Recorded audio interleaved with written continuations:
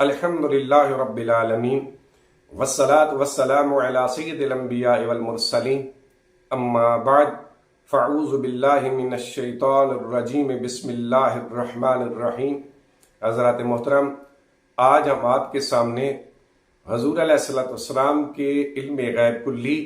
اور علم ما کان و ما یکون کے حوالے سے ایک تعارض کی تطبیق قائم کریں گے۔ چنانچہ عالم اسلام کے دو طبقات میں سے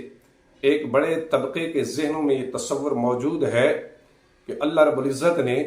حضور نبی کریم کو علم غیب کلی اور علم ما کان و ما یکون، یعنی جو ہو چکا اور جو ہوگا،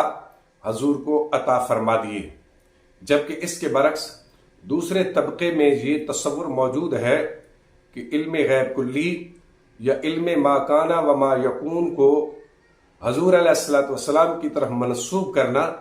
یہ درست نہیں ہے، کیونکہ علم غیب کلی اور علم ما کان و ما یکون کا تعلق نبی کریم صلی اللہ علیہ وآلہ وسلم کی بجائے اللہ رب العزت کی ذات کے ساتھ خاص ہے۔ اب اس حوالے سے دونوں طبقات کے درمیان بظاہر تعارض معلوم ہوتا ہے۔ اب اس تعارض کے درمیان تطبیق اس طرح قائم ہوگی کہ یاد رکھیں، اللہ رب العزت نے حضور نبی کریم صلی اللہ علیہ وآلہ وسلم کو لوح محفوظ کے کل علم عطا فرما دیے، یعنی پیدائش مخلوق سے لے کر تا قیامت اور قیامت کی بعض جزیات کا علم عطا فرمایا۔ اب اسی معنی کے اعتبار سے حضور علیہ السلام کے لیے علم غیب کلی یا علم ما کان و ما یکون کے نام سے موسوم کیا جاتا ہے۔ یاد رکھیں، کروڑوں الوا بھی اگر جمع ہو جائیں تو وہ اللہ کے علم کی متحمل نہیں ہو سکتی، کیونکہ لوح محفوظ محدود ہے، جبکہ اللہ کے علم کی کوئی حد نہیں۔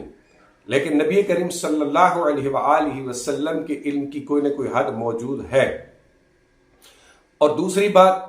کہ منطق کا ایک ادنا سا طالب علم اس بات کو اچھی طرح جانتا ہے کہ کلی ایک مفہوم کی قسم ہے، اور مفہوم وہ ہوتا ہے جو انسان کے ذہن میں ہو، اور جو چیز انسان کے ذہن میں ہوتی ہے وہ محدود ہوتی ہے۔ لہذا اسی معنی کے اعتبار سے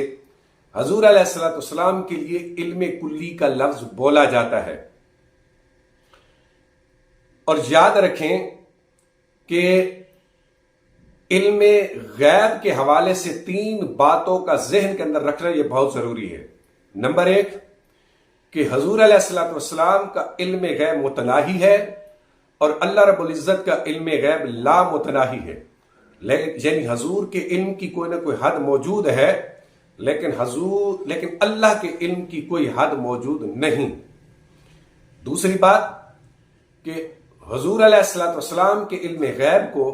اللہ تعالیٰ کے علم غیب کے ساتھ ذرا برابر بھی مماثلت حاصل نہیں۔ حضور کے علم کو اللہ کے علم کے ساتھ نہ تو مقدار میں مماثلت حاصل ہے، نہ کیفیت میں مماثلت حاصل ہے، اور نہ ہی صفت میں مماثلت حاصل ہے۔ تیسری بات کہ حضور نبی کریم صلی اللہ علیہ وآلہ وسلم کا علم تمام مخلوقات کے علم سے زیادہ ہے، یعنی حضور علیہ السلام کا علم مخلوق کے علم کے مقابلے میں سمندر کی طرح ہے، اور مخلوق کا علم حضور کے علم کے مقابلے میں قطرے کی مثل ہے۔ لیکن یاد رکھیے، حضور کے علم اور اللہ کے علم کے درمیان سمندر کی مثال پیش کرنا درست نہیں ہے۔ یعنی یہ نہیں کہہ سکتے کہ اللہ کا علم حضور کے علم کے مقابلے میں سمندر ہے اور حضور کا علم اللہ کے مقابلے میں قطرے کی طرح ہے۔ وجہ یہ ہے کہ سمندر چاہے جتنا وسیع ہو، اس کی کوئی نہ کوئی حد موجود ہوتی ہے، لیکن اللہ کے علم کی کوئی حد موجود نہیں ہے، کیونکہ کروڑوں سمندر بھی اگر جمع ہو جائیں تو پھر بھی ان کی کوئی نہ کوئی حد ہوتی ہے، لیکن اللہ کے علم کی کوئی حد موجود نہیں ہے۔ اور چوتھی بات کہ حضور علیہ السلام کا علم غیب عطائی ہے اور اللہ تعالیٰ کا علم غیب ذاتی ہے۔ یعنی حضور علیہ الصلوۃ والسلام کو ذاتی حیثیت میں کوئی علم غیب حاصل نہیں، جو بھی علم غیب حاصل ہے وہ اللہ کا عطا کردہ ہے، اس لیے حضور کا علم عطائی ہوا۔ اگر ان تمام فرقوں کو اگر ذہن کے اندر رکھ لیا جائے